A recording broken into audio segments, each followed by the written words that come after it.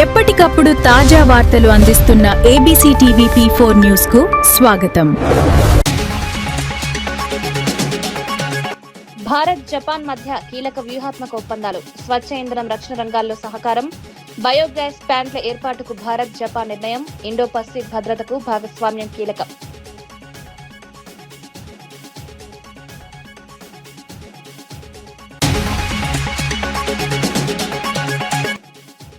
గ్రామీణాభివృద్ధికి సంస్కరణలు అవసరమన్న పెమ్మసాని, నిధుల దుర్వినియోగం అరికట్టాలని సూచన, లబ్ధిదారులకు నేరుగా ప్రయోజనం, గ్రామీణాభివృద్ధికి కేంద్ర రాష్ట్రాల సమన్వయం.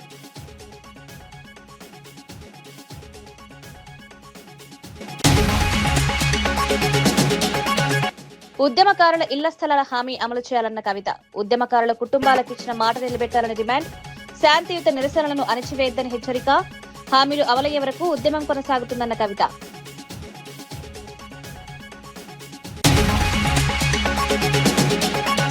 అమరావతిపై జగన్ వైఖరి మార్చుకున్నారన్న సత్యకుమార్, రాజకీయాల కోసమే రాజధాని అంశాన్ని వాడుతున్నారని విమర్శ, అమరావతి నిర్మాణానికి ప్రభుత్వం కట్టుబాటు, అభివృద్ధిని అడ్డుకునే రాజకీయాలను తిరస్కరిస్తారని వ్యాఖ్య.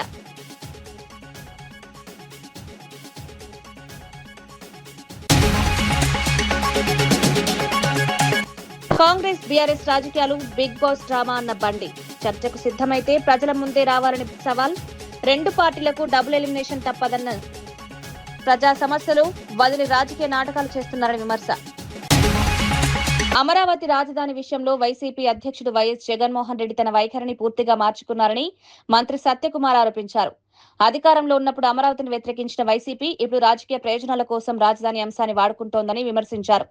రాష్ట్ర అభివృద్ధి, పెట్టుబడులు, ప్రజా ప్రయోజనాల నుంచి దృష్టి మళ్లించేందుకే ఈ కొత్త రాజకీయాలు చేస్తున్నారన్నారు. అమరావతి నిర్మాణాన్ని వేగంగా పూర్తి చేసి రాష్ట్రాన్ని అభివృద్ధి దిశగా తీసుకువెళ్లడమే కూటమి ప్రభుత్వ లక్ష్యమని తెలిపారు. ప్రజలు ఇప్పటికే వైసీపీ అసలు వైఖరిని అర్థం చేసుకున్నారని, అభివృద్ధిని అడ్డుకునే రాజకీయాలను సమర్థించారని పేర్కొన్నారు. ఒక మాట మీద స్థిరత్వం లేని వ్యక్తిగా జగన్మోహన్ రెడ్డి గారిని ప్రజలు భావిస్తున్నారు. ఎన్నికలకు ముందు అసెంబ్లీ సాక్షిగా ప్రతిపక్షంలో ఉన్నప్పుడు ఆయన మీద ఎటువంటి ఒత్తిడి లేదు.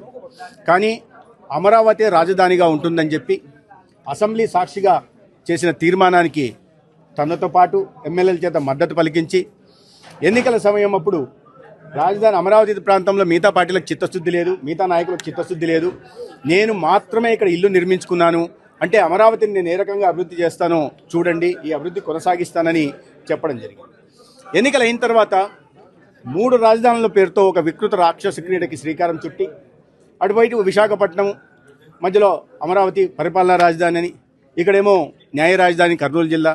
5 సంవత్సరాల్లో ఆ 3 ప్రాంతాలకి అభివృద్ధి విషయంలో ఎటువంటి తోడ్పాటును అందించకుండా రాయలసీమ ప్రాంతంలో బెంచ్ ఏర్పాటు కానీ హైకోర్టును తరలిస్తానని చెప్పిన వ్యక్తి కేంద్ర ప్రభుత్వానికి కానీ హైకోర్టుకు కానీ చివరికి ప్రతిపాదన కూడా పంపకుండా ఆ 3 ప్రాంతాల మధ్య విద్వేషాలు మాత్రమే పెంచుకుంటూ వచ్చారు. అమరావతి ప్రాంతాన్ని శ్మశానంతో పోల్చారు, రకరకాల వ్యాఖ్యలు చేశారు, అసభ్య పదజాలంతో దూషించారు. ఆ ప్రాంతంలో వాళ్ళు ముందుకొచ్చి భూములు ఇచ్చిన రైతుల మీద అనేక దాష్టికాలకు పాల్పడ్డారు, మహిళల మీద దౌర్జన్యాలు చేశారు, పోలీసుల చేత రకరకాల ఇబ్బందులు పెట్టారు. తర్వాత మళ్ళీ ఎన్నికలప్పుడు దీని మీద వెళ్ళారు. నేను 3 రాజధానులు అన్నాను, వాళ్ళు అమరావతి రాజధాని అంటారు, ప్రజల దగ్గరికి వెళ్తానని చెప్పి వెళ్ళారు. ప్రజలేమో చాలా స్పష్టమైన తీర్పు ఇచ్చారు. ప్రజలు ఈ రాష్ట్రంలో ఒక రాజధాని ఉండాలి, కానీ అభివృద్ధి వికేంద్రీకరణ జరగాలి. 3 ప్రాంతాలు, అటు ఉత్తరాంధ్ర ప్రాంతం, మధ్య ప్రాంతం, అదేవిధంగా రాయలసీమ ప్రాంతం కూడా అభివృద్ధి జరగాలని భావించారు. దానికి అనుగుణంగానే చాలా స్పష్టమైన తీర్పునిచ్చి ఆ 3 రాజధానుల ఏదైతే ఉందో సిద్ధాంతాన్ని తిరస్కరించారు. ఇవాళ ప్రతిపక్షంలోకి వచ్చిన తర్వాత మళ్ళీ కొత్త మాట మాట్లాడుతూ ఏదో ఉబుసుపోక మాటలు మాట్లాడినట్టుగా నోటికొచ్చిన మాట మావిగన్ అని మాట్లాడేశారు. దాన్ని సమర్థించుకునే క్రమంలో ఇవాళ దాన్ని ముందుకు తీసుకెళ్లే ప్రయత్నం చేశారు. నవ్వులాట అయిపోయింది. అయినప్పుడు కూడా నిన్న ప్రెస్ కాన్ఫరెన్స్ పెట్టి మావిగన్కి మేము కట్టుబడి ఉన్నాం, రేపు ఎన్నికల్లో మేము మావిగన్ మీద వెళ్తాం, వాళ్ళు అమరావతి మీద వెళ్ళనివ్వండి, చూద్దాం ఎన్నికల్లో తీర్పు ఏ రకంగా ఉంటుందో అన్నారు. అయిపోయింది. సరే, ఆ మాటకైనా కట్టుబడి ఉండాలా? ఇప్పటికే 3 సార్లు 4 సార్లు మాట మార్చారు. మళ్ళీ ఈరోజు ప్రెస్ పెట్టి లేదు విజయవాడ రాజధానిగా ఉండాలి అని మాట్లాడడం మొదలుపెట్టారు. అంటే ఏ మాట మీద ఆయనకి స్పష్టత లేదు, నిన్నేం మాట్లాడానో ఇవాళ గుర్తుండట్లేదు. కాబట్టి ఏదో ఆయనకి మానసిక సంతులనం దెబ్బతిన్నట్టుగా ఇవాళ ప్రజలు భావిస్తూ ఉన్నారు. అయితే నిన్న ప్రెస్ కాన్ఫరెన్స్ పెట్టి 3 గంటల పాటు ఊకదంపుడు ఉపన్యాసాలు ఉబుసోక కబుర్లు చెప్పిన జగన్మోహన్ రెడ్డి గారు మళ్ళీ ఇవాళ ప్రెస్ పెట్టి విజయవాడ రాజధాని అని మాట్లాడడం వెనక చాలా కుట్రపూరితమైన ఇది ఉంది. ఎందుకంటే నేను ఒక విషయాన్ని మాట్లాడాడు ఆయన, ఏది దళిత క్రైస్తవుల గురించి. సుప్రీంకోర్టు ఇది దళిత క్రైస్తవుల రిజర్వేషన్ అనేది రాజ్యాంగ విరుద్ధం, అంబేద్కర్ గారు రాసిన రాజ్యాంగానికి విరుద్ధమైంది. రెండో వైపు మన రాష్ట్రం నుంచే హైకోర్టు చాలా స్పష్టమైన ఇది ఇచ్చింది, ఒక ఎస్సీకి సంబంధించిన వ్యక్తి, దళిత కుటుంబానికి సంబంధించిన వ్యక్తి మతం మారితే అతనికి కులం వర్తించదు, రిజర్వేషన్ లబ్ధి సాధ్యం కాదు అని. అదే తీర్పుని సుప్రీంకోర్టు కూడా సమర్థించిన విషయం కూడా మనకు తెలుసు, ఒక పాస్టర్ విషయంలో. కాబట్టి నిన్న మాట మాట్లాడేసి ఇవాళ హిందూ సమాజంలో వ్యతిరేకత వచ్చేసరికి పూర్తిగా ఇక్కడ క్రైస్తవీకరణ చేయాలని ఆంధ్రప్రదేశ్ని చేస్తున్నారన్న విషయం ప్రజలు గమనించేసరికి తను ఎక్కడ ఇదవుతానో అని చెప్పి మళ్ళీ మాయ మాటలు చెప్తూ మళ్ళీ ఇవాళ వచ్చి దాని నుంచి దృష్టి మళ్లించడం కోసం విజయవాడ అని మాట్లాడి, నిన్న మావుగాని మాట్లాడిన సందర్భంలో ఈ రకమైన వ్యాఖ్యలు చేసి దళిత క్రిస్టియన్ రిజర్వేషన్ మీద మాట్లాడిన వ్యక్తి వాళ్ళు మళ్ళీ ప్రెస్ పెట్టారంటే తెలుస్తుంది ప్రజలు ఏమనుకుంటున్నారో, అతని భవిష్యత్తు ప్రణాళిక ఏంటి, ఏ రకంగా హిందూ మతాన్ని పునాదుల్ని దెబ్బతీయాలని ప్రయత్నం చేస్తున్నాడు అనే విషయం గతంలో ముఖ్యమంత్రిగా ఉన్నప్పుడు చేశారు, ఇప్పుడు ప్రతిపక్షంలోకి వచ్చి చేస్తున్న కుట్రని ప్రజలు గమనించారు. ఇవన్నీ కాకుండా ఇవాళ అభివృద్ధి సంక్షేమం బాగా జరుగుతున్న నేపథ్యంలో, సానుకూల వాతావరణం ఏర్పడుతున్న నేపథ్యంలో ఇటీవల వాళ్ళు చేసుకున్న సర్వేల్లో సింగిల్ డిజిట్ పరిమితం అవుతామన్న విషయం కూడా బయటకు వచ్చిన విషయం జగన్మోహన్ రెడ్డి గారికి తెలుసు. కాబట్టి వీటి నుంచి ప్రజలు దృష్టి మరల్చడం కోసం, అభివృద్ధిపై నుంచి, సంక్షేమం నుంచి, పెట్టుబడులు వస్తున్న నేపథ్యం నుంచి, ఉపాధి అవకాశాలు, ఉద్యోగ అవకాశాలు లభిస్తున్న వాటి నుంచి ప్రజల దృష్టి మరల్చడం కోసం ఇటువంటి అవగాహన రాహిత్యంతో మాట్లాడుతున్న మాటలు అయితే నేను అనుకోవట్లేదు, చాలా కుట్రపూరితంగా మాట్లాడుతున్న మాటలు. ఇవాళ చాలా ప్రతిష్టాత్మకమైన ఈ సంవత్సరం 1,26,600 కోట్లతో విబిజీ రామ్జీ పథకం ప్రారంభమవుతోంది. ఆ ప్రారంభం మన రాష్ట్రం నుంచి, మన రాయలసీమ ప్రాంతం నుంచి చేస్తుంటే ఈ అభివృద్ధి 12,500 కోట్లు ఒక 9 నెలల్లో మన రాష్ట్రానికి రాబోతున్నాయి. వీటిని ఇవాళ కేంద్ర వ్యవసాయ గ్రామీణాభివృద్ధి శాఖ మంత్రి వచ్చి మన రాష్ట్రం నుంచి ఒక జాతీయ ప్రాజెక్టును ప్రారంభిస్తున్న నేపథ్యంలో వాటి నుంచి దృష్టి మరల్చడం కోసం కుట్రపూరితంగా చేస్తున్న వ్యాఖ్యలుగా మనం గమనించాల్సి ఉంది. ఒక బాధ్యతాయుతమైన రాజకీయ పార్టీకి సంబంధించిన వాళ్ళు ఎవరైనా ఏంటంటే ఒక కన్స్ట్రక్టివ్ పాలిటిక్స్కి పాల్పడాలి, ఒక ఏదైనా చేసినా విమర్శ చేసినా కన్స్ట్రక్టివ్ క్రిటిసిజానికి ఉండాలి. కానీ ఈ రకంగా అవగాహన రాహిత్యంతో మాట్లాడి మంచి పనులు చేసి ప్రజల్లోకి వెళ్ళండి. మీరేదో ప్రభుత్వం తప్పు చేస్తుంటే వాటిని ప్రశ్నించండి. అవి కాకుండా సంబంధం లేని విషయాలని మాట్లాడడం, దానికి ఏదేదో చేయడం, దాని తర్వాత నెక్స్ట్ డే సోషల్ మీడియా ద్వారా వారి వందిమాగలతో దాన్ని ప్రచారం చేసుకోవడం, ఇది ప్రజలు గమనిస్తున్నారు. నేను ఖచ్చితంగా ఇదే తంతు కొనసాగితే, ఇదే విధంగా జగన్మోహన్ రెడ్డి గారు వ్యాఖ్యలు చేయడం మొదలు పెడితే ఆయన ఇంకా ఎవరు అతనికి సమాధి కట్టన అవసరం లే, ఆయనకి రాజకీయ సమాధి ఆయనే కట్టుకోవడానికి ఇవాళ గుంత తవ్వుకుంటున్నట్టుగా ఉంది కనిపిస్తా ఉంది. తెలంగాణ ఉద్యమకారుల కుటుంబాలకు ఎన్నికల సమయంలో కాంగ్రెస్ ఇచ్చిన 250 గజాల ఇళ్ల స్థలాల హామీని వెంటనే అమలు చేయాలని తెలంగాణ రక్షణ సేన అధ్యక్షురాలు కల్వకుంట్ల కవిత డిమాండ్ చేశారు. ఉద్యమకారుల త్యాగాలను గుర్తించి ప్రభుత్వం ఇచ్చిన మాట నిలబెట్టుకోవాల్సిన బాధ్యత ఉందన్నారు. తమ డిమాండ్ కోసం శాంతియుతంగా నిరసన తెలుపుతుంటే పోలీసులు అక్రమంగా అరెస్టు చేసి ఉద్యమాన్ని అణచివేయాలని ప్రయత్నిస్తున్నారని ఆరోపించారు. ప్రజాస్వామ్యంలో నిరసన తెలిపే హక్కును కాలరాయడం సరికాదన్నారు. ఉద్యమకారుల హక్కుల కోసం తాము వెనక్కి తగ్గబోమని, ప్రభుత్వం స్పందించే వరకు పోరాటం కొనసాగిస్తామని స్పష్టం చేశారు. తెలంగాణ కోసం పోరాడిన కుటుంబాలకు న్యాయం జరిగే వరకు తమ ఉద్యమం ఆగదని కవిత పేర్కొన్నారు. మాట ఇచ్చింది మీరు, 250 గజాల జాగా ఇస్తామన్నది మీరు, పెన్షన్ ఇస్తామన్నది మీరు, అమరుల కుటుంబాలను ఆదుకుంటామన్నది మీరు. 30 నెలలు అయిపోయింది, ఇంకొక 6 నెలలు అయిపోతే ఎన్నికల సంవత్సరం వస్తుంది. అప్పుడు మీరు చెప్పినా మీ మాట వినేవాడు ఉండరు, ఏ ఆఫీసర్ కానీ ఎవరు కానీ. మరి ఇప్పటి వరకు కూడా కనీసం మీరు ఉద్యమకారులను ఐడెంటిఫై చేయలేదు. ఇప్పటి వరకు కూడా వాళ్ళకి ఎక్కడ ల్యాండ్ ఇస్తామో చెప్పడం లేదు. ఇప్పటి వరకు కూడా అమరుల కుటుంబాలకు ఏం చేస్తారో చెప్పడం లేదు. ఇవాళ ఈ తెలంగాణ రాష్ట్రంలో అమరవీరుల కుటుంబాలు ఘోష చెందుతూ ఉన్నాయి. ఇవాళ ఉద్యమకారుల నెత్తురు చిందించిన రేవంత్ రెడ్డి గారు, మీరు గుర్తుపెట్టుకోండి, మీ కౌంట్ డౌన్ స్టార్ట్ అయింది ఈ రోజు నుండే. ఉద్యమకారుల రక్తం చిందించినటువంటి మీ పాత కాంగ్రెస్ ప్రభుత్వం కూడా బాగుపడలేదు, ఇప్పుడు మీ ప్రభుత్వం కూడా బాగుపడదు. అంతేకాదు, వారికి రక్షణ కవచంగా ఇవాళ మా టీఆర్ఎస్ ఆడబిడ్డలందరం కూడా వెళ్ళినాం. డీజీపీ గారిని అడుగుతా ఉన్నా నేను, ముఖ్యమంత్రి గారిని అడుగుతా ఉన్నా నేను, మహిళా మంత్రులను అడుగుతా ఉన్నా నేను, మంత్రివర్గాన్ని అడుగుతా ఉన్నా. ఇవాళ మహిళా కార్యకర్తల పైన, నా పైన ఏ విధంగా పోలీస్ వారి వ్యవహారం ఉందో ఒకసారి చూడండి, వీడియోస్ చూడండి. డీజీపీ గారిని స్ట్రేట్గా అడుగుతున్నా, ఏ పోలీస్ మాన్యువల్లో మీరు మహిళల్ని ఈడ్చుకెళ్లాలని రాసిపెట్టుందో చెప్పాలా? ఇవాళ మీరు ఏమడిగినాం? మేము కొత్తగా అడిగినామా? మీరు చెప్పింది అడుగుతా ఉన్నాం. రాజకీయాల్లో మాట ఇచ్చే ముందు ఆలోచించుకోవాలి. దాన్ని మీరు నిలబెట్టుకునే ధైర్యం లేకపోతే మాట ఎందుకు ఇచ్చిండ్రు? ఉద్యమకారులను మోసం చేస్తే చూసుకుంటే ఎట్లా ఊరుకుంటాం? ఖచ్చితంగా నిలదీస్తాం. ఇక ముందు కూడా నిలదీస్తూనే ఉంటాం. ఇవాళ మేము కోరేది ఒకటే, మీరు కేబినెట్ సమావేశం పెట్టుకున్నారు. ఈ కేబినెట్ సమావేశంలో ఉద్యమకారుల విషయానికి మీరు క్లారిటీ ఇవ్వండి. ఎప్పుడు భూమి ఇస్తారో చెప్పండి, వారికి ఎట్లా న్యాయం చేస్తారో చెప్పండి.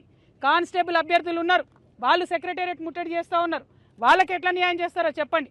ఊరికే కేబినెట్ మీటింగ్లు పెట్టుకోవడం, మెట్రోలని మూసీలని పెద్ద పెద్ద వాళ్ళ మాటలు మాట్లాడడం, మీరు ఇచ్చిన 6 గ్యారెంటీలు అమలు చేయకపోవడం ఇది కరెక్ట్ కాదు. ఖచ్చితంగా ముఖ్యమంత్రి గారు, కాంగ్రెస్ ప్రభుత్వం ఆన్సర్ చేయాల్సిందే. ఇదంతా ఒక దిక్కు నడుస్తుంటే బీఆర్ఎస్, బీజేపీ, కాంగ్రెస్లో ఉన్నటువంటి ఎవరు కూడా ఉద్యమకారుల అరెస్టును ఖండిస్తలేరు. ఎందుకోసం ఖండించడం లేదు? వారికి టీఆర్ఎస్ పార్టీ అండగా ఉంటే వారు ఉద్యమకారులు కాకుండా ఉంటారా? ఇవాళ ఉద్యమకారుల మీద లాఠీలు ఎట్లా విరుగుతాయని అడిగేటటువంటి ధైర్యం ఎందుకు ప్రతిపక్షాలు చేస్తలేవని ఈ సందర్భంగా మేము ప్రశ్నిస్తూ, ఏది ఏమైనా తెలంగాణ ఉద్యమకారుల పక్షాన మేము ఇవాళ మొదటిది ప్రారంభించినాం. ఇది కంటిన్యూ అవుతుంది, వారికి భూములు ఇచ్చేంత వరకు కూడా కంటిన్యూ అవుతుంది. Thank you. గురుకుల టెండర్లపై బీఆర్ఎస్ నేత ఆర్ఎస్ ప్రవీణ్ కుమార్ చేస్తున్న ఆరోపణలు పూర్తిగా నిరాధారమని ప్రభుత్వ విప్ నకిరేకల్ ఎమ్మెల్యే వేముల వీరేశం విమర్శించారు.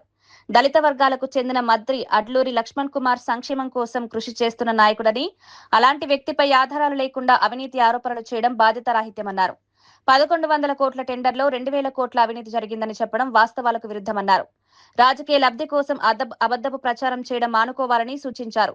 ప్రజలను తప్పుదారి పట్టించే ప్రయత్నాలు ఎంతకాలం కొనసాగవని, నిజాలు చివరికి బయటపడతాయని పేర్కొన్నారు. కాంగ్రెస్ ప్రభుత్వం పారదర్శకంగా పాలన సాగిస్తోందని, ప్రతి టెండర్ ప్రక్రియ నిబంధనల ప్రకారమే జరుగుతోందని స్పష్టం చేశారు. టెండర్ పిలిస్తే ఆన్లైన్ టెండర్లో ఈ దేశంలో ఉన్న ఎవరైనా అప్లై చేసుకునేటువంటి రైట్ ఉంటుంది. ఎవరైనా అప్లై చేసుకోవచ్చు, అర్హత ఉన్న ఎవరైనా అప్లై చేసుకోవచ్చు. అది పారదర్శకంగా ఉండాలని మా ముఖ్యమంత్రి గారు ఆ ప్రయత్నం చేశారు. 1140 కోట్ల చిల్లర టెండర్ పిలిస్తే 2000 కోట్ల అవినీతి జరిగిందంటావు. అంటే మీరు చెప్పే అబద్ధానికి కూడా పొంతన లేకుంటుంది. మీరు చెప్పేదే అబద్ధం. టెండర్ పిలిచింది 1100 కోట్ల చిల్లర, నువ్వు అవినీతి జరిగింది అంటుంది 2000 కోట్లు. అంటే దీన్ని బట్టి చూస్తే ఆర్ఎస్ ప్రవీణ్ కుమార్ గారు 10 సంవత్సరాలు గురుకుల సెక్రటరీగా ఉన్నప్పుడు ఇట్లాంటి దుర్మార్గాలు ఎన్ని చేసిండో అనేటువంటిది మాకు ఇప్పుడు క్వశ్చన్ మార్గం, మాకు ప్రశ్న ఎదురవుతాం. ఓకే, మా అడ్లూరి లక్ష్మణ్ గారు 1140 కోట్ల చిల్లరతోని టెండర్ పిలిచిండ్రు. ఇది పారదర్శకంగా ఉందా లేదా అనేటువంటిది విచారణ చేపిద్దాం. 10 సంవత్సరాలుగా గురుకుల పాఠశాలలో నువ్వు చేసినటువంటి అనేక అంశాల మీద బహిరంగ విచారణకు నువ్వు సిద్ధమా మీరు చెప్పండి. ఇలా గురుకుల పాఠశాలల్ని నువ్వు ఒక రాజకీయ క్రీడగా వాడుకున్నావు. కేసీఆర్తో ఒప్పందంలో భాగంగానే ఒక రాజకీయ క్రీడగా మార్చుకున్నావు. కేసీఆర్తో ఒప్పందంలో భాగంగానే బీఎస్పీలో చేరినావు. ఉత్తర భారత రాష్ట్రాలతో పోలిస్తే దక్షిణ భారత రాష్ట్రాల్లో ఉపాధి హామీ పథకం కింద కూలీలకు ఇచ్చే రోజువారీ వేతనం చాలా తక్కువగా ఉందని మాజీ ఎంపీ తలారి రంగయ్య అన్నారు. తెలంగాణలో కేవలం ₹1, ఆంధ్రప్రదేశ్లో ₹5 మాత్రమే పెంచడం కూలీలకు తీవ్ర అన్యాయమన్నారు. గుజరాత్, సిక్కిం వంటి రాష్ట్రాల్లో 400 నుంచి ₹450 వరకు కూలీ ఇస్తుండగా తెలుగు రాష్ట్రాల్లో జాతీయ సగటు కంటే తక్కువగా ఉండడం ఆందోళనకరమన్నారు. రాష్ట్రంలో ట్రిపుల్ ఇంజిన్ ప్రభుత్వం ఉందని చెప్పుకుంటున్నా కూలీలకు న్యాయం జరగడం లేదని విమర్శించారు. ఉపాధి హామీ కార్మికుల జీవన ప్రమాణాలు మెరుగుపడేలా వేతనాలను పెంచాలని కేంద్ర రాష్ట్ర ప్రభుత్వాలను డిమాండ్ చేశారు. తెలంగాణలో కేవలం ₹1 మాత్రమే పెంచారు. ఆంధ్రప్రదేశ్లో కేవలం ₹5 మాత్రమే పెంచారు. అందువల్ల నేనేం చెప్పదలుచుకున్నానంటే, ఈ ప్రభుత్వానికి, కూటమి ప్రభుత్వానికి ఓటమి చీలకుండా మీరు కూటమి ప్రభుత్వాన్ని, పార్టీలను ఏర్పాటు చేశారు కదా, ప్రజలకు నష్టం జరగకుండా, ముఖ్యంగా వ్యవసాయ కూలీలకు నష్టం జరగకుండా, రైతులకు నష్టం జరగకుండా కూడా మీరు కార్యక్రమాలు నిర్వహిస్తే బాగుంటుంది. ట్రిపుల్ ఇంజన్ సర్కార్ ఉంది.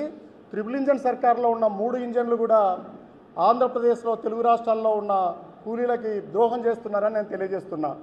బీజేపీ కేంద్ర మంత్రి చౌహాన్ గారు బీజేపీ పార్టీ నుంచి, అలాగే మన జనసేన పార్టీ ఉంది, దానికి మన సాక్షాత్తు డిప్యూటీ సీఎం గారే ఈ శాఖ నిర్వహిస్తున్నారు.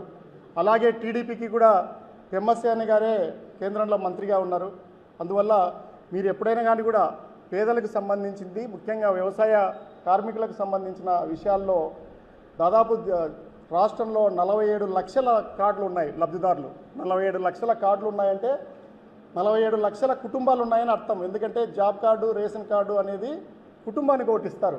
ఓటర్ల వీటి మీద దాదాపు 18 లక్షల కార్డులను మీరు ఆల్రెడీ తీసేసి ఉన్నారు, జాబ్ కార్డులని. అది కూడా రాజకీయంగా పరంగా తీసేసినారనే ఒక అపవాదు కూడా ఉంది. దాన్ని కూడా మీరు రివ్యూ చేయండి. ముఖ్యంగా ప్రశ్నించడానికే పార్టీ పెట్టిన పవన్ కళ్యాణ్ గారే సాక్షాత్తు ఉప ముఖ్యమంత్రి గారు ఈ శాఖను నిర్వహిస్తున్నారు.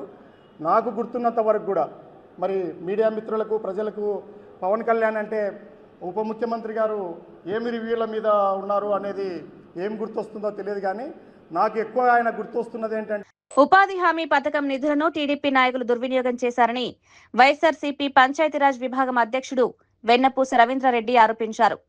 ఈ కారణంగానే కేంద్ర ప్రభుత్వం ఆడిట్ నిర్వహించి రాష్ట్ర వాటాను 10% నుంచి 40% పెంచిందన్నారు. కాంగ్రెస్ పాలిత రాష్ట్రాల్లో కూలీలకు రోజువారీ వేతనం 32 రూపాయలు పెరిగితే ఆంధ్రప్రదేశ్లో కేవలం 5 రూపాయలు మాత్రమే పెంచడం దారుణమన్నారు. కేంద్రంలో ప్రభావం ఉందని చెప్పుకునే టీడీపీ ఈ విషయంలో ఎందుకు స్పందించలేదని ప్రశ్నించారు. ఉపాధి హామీ కూలీలకు జరుగుతున్న అన్యాయంపై డిప్యూటీ సీఎం పవన్ కళ్యాణ్ కూడా స్పందించాలని డిమాండ్ చేశారు. ఇట్లాంటి గొప్ప పథకం ఈరోజు రద్దయిందంటే దానికి కారణం తెలుగుదేశం పార్టీ కూటమి ప్రభుత్వమే అని చెప్పేసి వైఎస్ఆర్ కాంగ్రెస్ పార్టీ గట్టిగా తెలియజేస్తూ ఉంది. ప్రజలకు కూడా తెలియపరుస్తూ ఉన్నాం. ఎందుకంటే ఈ యొక్క కూటమి ప్రభుత్వం అధికారంలోకి వచ్చిన తర్వాత ఉపాధి హామీ నిధులన్నింటినీ కూడా పందికొక్కులు మాదిరిగా ఎక్కడికక్కడక్కడ అభివృద్ధికి నిరోధకులుగా ఈరోజు గ్రామీణ నిరుపేదలకు అందాల్సినటువంటి వాళ్ళ పొట్ట కొట్టి ఆ నిధులన్నింటినీ కూడా తెలుగుదేశం పార్టీ నాయకులు అడ్డదిడ్డంగా దోచేయడం కారణంగా వైఎస్ఆర్ కాంగ్రెస్ పార్టీ అదేవిధంగా పంచాయతీరాజ్ విభాగం పెద్ద ఎత్తున ఆందోళనను కూడా నిర్వహించినటువంటి సందర్భాన్ని కూడా ఈ సందర్భంగా గుర్తు చేస్తూ ఉన్నా. అందులో భాగంగా మా ఎంపీలు కూడా కేంద్ర ప్రభుత్వానికి లెటర్లు రాసినటువంటి సందర్భం కూడా నేను చూపిస్తూ ఉన్నా. అయితే ఈ రకమైనటువంటి దోపిడీని కేంద్రం వాళ్ళ యొక్క సోషల్ ఆడిట్ ద్వారా వాళ్ళకు ఉన్నటువంటి ఇంటెలిజెన్స్ ద్వారా తెప్పించుకొని కంగు తిన్నటువంటి కేంద్ర ప్రభుత్వం చట్టాన్నే ఈరోజు మార్పు చేసేటువంటి పద్ధతిలో ఆ యొక్క విబీజీ రామ్జీ పథకం ఏం చెప్తుందంటే 60% కేంద్రము 40% రాష్ట్రాలు భరించుకోవాలని చెప్పేసి ఈరోజు ఇక రాష్ట్రాలకు గుదిబండగా మారినటువంటి ఈ చట్టాన్ని కేవలం తెలుగుదేశం పార్టీ చేసినటువంటి దగుల్బాజీ రాజకీయాలు, కేవలం తెలుగుదేశం పార్టీ కార్యకర్తల నాయకులకి దోచిపెట్టేటువంటి ఒక గొప్ప చట్టాన్ని పందికొక్కుల మాదిరిగా దోచుకు తినేటువంటి ఆ చట్టంగా మార్చినటువంటి ప్రక్రియలో భాగంగానే ఈరోజు ఎంజీఎన్ఆర్ఈజీఎస్ రద్దు కావడము, విబీజీ రామ్జీ పథకం ప్రారంభానికి కారణం తెలుగుదేశం పార్టీ కూటమే అని చెప్పేసి ఈ సందర్భంగా మేము తెలియజేస్తూ ఉన్నాం. ఇందులో భాగంగా ఈరోజు ఏదో పెద్దగా దేశానికి ఉద్ధరించేటువంటి పద్ధతిలో ఈరోజు ఆంధ్రప్రదేశ్ నుంచే మేము ఈ యొక్క చట్టాన్ని మేము ప్రారంభం చేస్తున్నామని చెప్పేసి ఇక కూటమి నాయకుడు చంద్రబాబు నాయుడు పెద్ద పెద్ద ప్రగల్భాలు బరికి ఈరోజు తిరుపతి ముక్కవారిపల్లిలో ఈరోజు ప్రారంభం చేస్తాండారు. సంతోషమే, ప్రారంభం చేస్తాండవు. ఏమయ్యా చంద్రబాబు, ఈ రాష్ట్రానికి ఏమన్నా నీవు ఈరోజు ప్రజాధనాన్ని ఈరోజు కోటాను కోట్ల రూపాయలు ఖర్చు పెట్టి ఈ యొక్క విబీజీ రామ్జీ పథకాన్ని ప్రారంభం చేస్తాండవు. ఏమయ్యా ఈ రాష్ట్ర ప్రజలకు కానీ ఈ రాష్ట్రంలో ఉన్నటువంటి ఉపాధి హామీ కూలీలకు కానీ ఒరిగింది ఏముంది అని చెప్పి ఈ సందర్భంగా ఈరోజు మేము అడుగుతూ ఉన్నాం. ఎస్, ఈరోజు కాంగ్రెస్ పాలిత రాష్ట్రాలైనటువంటి కేరళలో 32 రూపాయలు కూలీ పెంచితే, అదేవిధంగా కర్ణాటకలో 12 రూపాయలు కూలీ పెంచితే, ఈ రాష్ట్రంలో ఆంధ్రప్రదేశ్ అంటే అన్నపూర్ణ, ఆంధ్రప్రదేశ్ అంటే గ్రామీణ నేపథ్యం కలిగినటువంటి యొక్క ఉపాధి హామీ ఏం చెప్తుందంటే వలసలను నిరోధించడం కోసమే ఉపాధి హామీ చట్టం. అవునా? అయితే ఇటువంటి చట్టాన్ని కేవలం నువ్వు 5 రూపాయలు నీవు ఉన్నావు, నేను చక్రం తిప్పుతాను, నేను సీనియర్ నాయకుడు, ఎందుకు నీ సీనియారిటీ, ఎందుకు నువ్వు చక్రం తిప్పేది ఎవరికి? కాంగ్రెస్ బీఆర్ఎస్ పార్టీల రాజకీయ వ్యవహారం బిగ్ బాస్ షోను తలపిస్తోందని కేంద్ర మంత్రి బండి సంజయ్ ఎద్దేవా చేశారు. గురుకులాల టెండర్లు, తెలంగాణ అప్పుల అంశాలపై నిజంగా చర్చకు సిద్ధమైతే ప్రజల ముందే బహిరంగ వేదికపై మాట్లాడాలని సవాల్ విసిరారు. పరస్పరం ఆరోపణలు చేసుకుంటూ ప్రజలను తప్పుదారి పట్టించే ప్రయత్నం చేస్తున్నారని విమర్శించారు.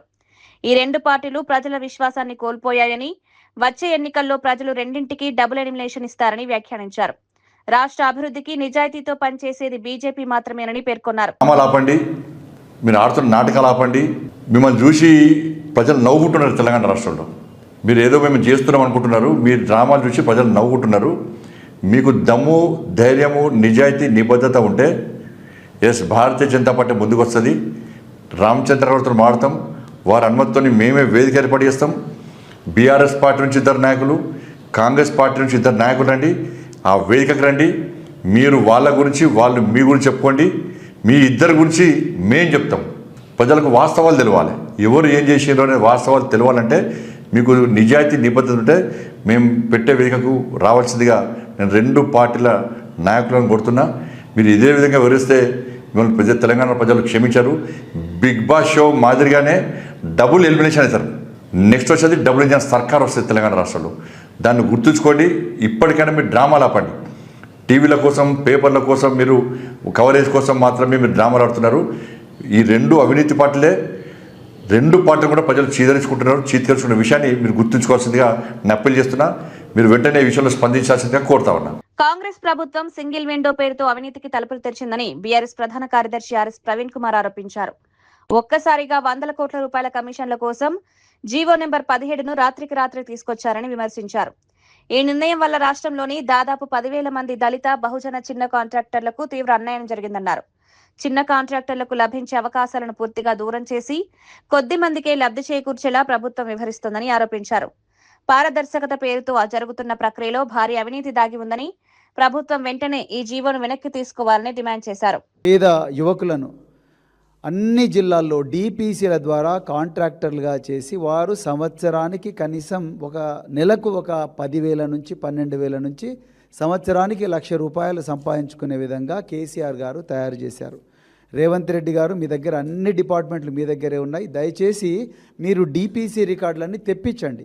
DPCలో కూరగాయలు కానీ, మటన్ కానీ, చికెన్ కానీ, ఎగ్స్ కానీ, అదేవిధంగా పప్పు కానీ ఏవైనా టెండర్స్ ఎవరెవరికి వచ్చాయి. చివరికి శానిటేషన్ కెమికల్స్ కూడా, క్యాటరింగ్ కాంట్రాక్టర్స్ కూడా, అదేవిధంగా మరి మిగతా వాళ్ళందరూ.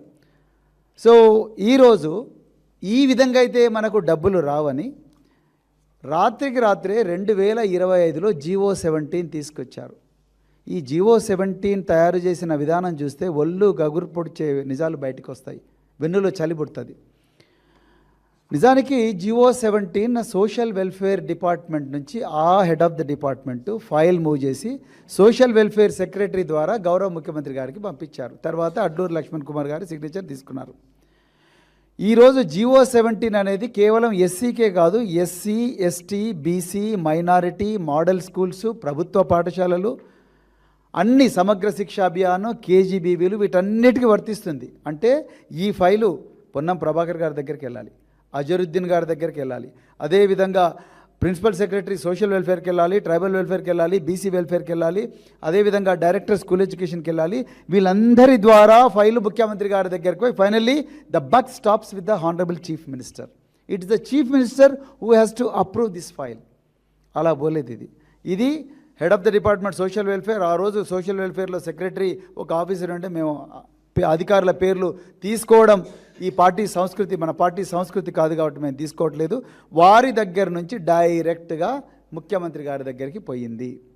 పొన్నం ప్రభాకర్ గారిని మేము ఇలా ఓపెన్గా అడగాలనుకున్నాం. వారు గన్ పార్క్ దగ్గర పోయి నేను, పెద్దలు హరీష్ రావు గారు అందరం కూడా అడుగుదాం అనుకున్నాం. మీరు సిగ్నేచర్ పెట్టారా ఈ నోట్ ఫైల్? ముఖ్యమంత్రి రేవంత్ రెడ్డిని రాజకీయంగా ఎదుర్కొనే ధైర్యం బీఆర్ఎస్ అధినేత కేసీఆర్ కు లేదని కాంగ్రెస్ ఎమ్మెల్సీ అద్దంకి దయాకర్ విమర్శించారు. ప్రజా సమస్యలపై సమాధానాలు చెప్పకుండా కాంగ్రెస్ ప్రభుత్వంపై నిరాధార ఆరోపణలు చేయడం బీఆర్ఎస్ నేతలకు అలవాటైందన్నారు. ప్రజలు కాంగ్రెస్ ప్రభుత్వంపై విశ్వాసం ఉంచారని, రాష్ట్ర అభివృద్ధి, సంక్షేమ కార్యక్రమాల అమలులో ప్రభుత్వం ముందంజలో ఉందని పేర్కొన్నారు. గత 10 ఏళ్ల పాలనలో జరిగిన లోపాలపై సమాధానం చెప్పకుండా ఇప్పుడు విమర్శలు చేయడం సరికాదన్నారు. ప్రజల తీర్పును గౌరవించాల్సిన బాధ్యత ప్రతిపక్షాలపై కూడా ఉందన్నారు. రాజకీయ విమర్శల కంటే ప్రజల ప్రయోజనాలపై దృష్టి పెట్టాలని సూచించారు.